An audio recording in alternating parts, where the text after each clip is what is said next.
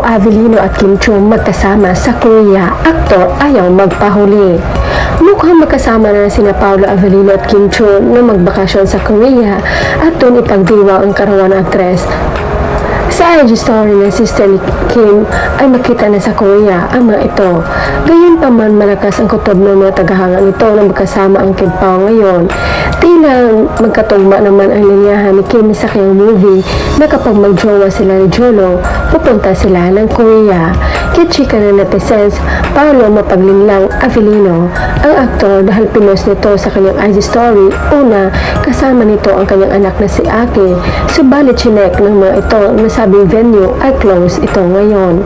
Pangalawa, makita ang computer at may caption ito na I finally get to sit down and play Po 2. Subalit hindi pinaniwalaan ito ng netizen, sa halip ito ang komento nila. Magkasama yan sila ni Kemi at Paulo. Pag si Kemi walang update, yun na yun.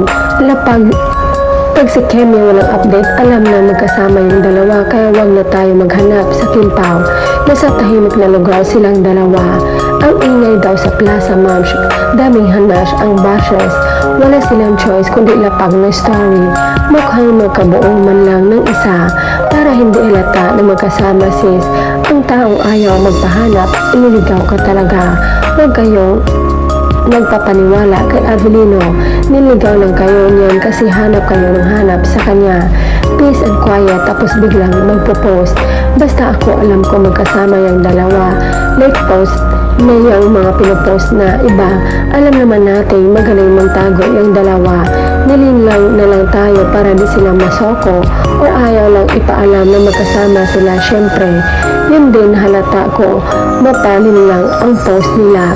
Nabasa mo ba ang sa account ni Sir Carlo Katimbak na ngayon ay magkasama ang Kim Pao? Private sila, hindi related sa work. Alam namin na magkasama sila, style nila yan. Manlin lang para ma-enjoy nila vacation nila ni Kim. Lapag na mga Kim Pao natin, Soko, asana kayo. Activate your Soko instincts, mga ka-Kim Pao. Kim Pao, paayuda naman kayo dyan. Matutuloy kaya sa Korea si Sari at Jolo. Ay sorry, ang Kim Pao pala. Nanghina kami pag walang ayuda. Diyos ko, natuloy nga ang Kim Pao sa birthday niya sa Korea. Sila kasi magjowa na sila. Sa kabilang banda, may isang kritiko naman ni Kim ang binanata ng Kim Pao fans dahil sa komento nito. Nalaspa ka na Kim, pumayag ka kasi magkakakwarto kayo ni Palo. Nalasing ka tuloy kahit hindi ka umiinom. Respect naman naman solid. Huwag kasi siraan si Kimberly. Mga bashers, tuloy namumura talaga kayo namin. Mahal na mahal namin yan si Kimberly.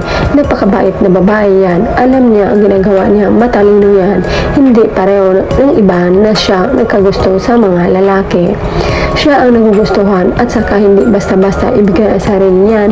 Wise woman and respect herself. Kaya huwag na kayong mag-assume na gagawin niya ang hindi tama. Keep quiet na lang.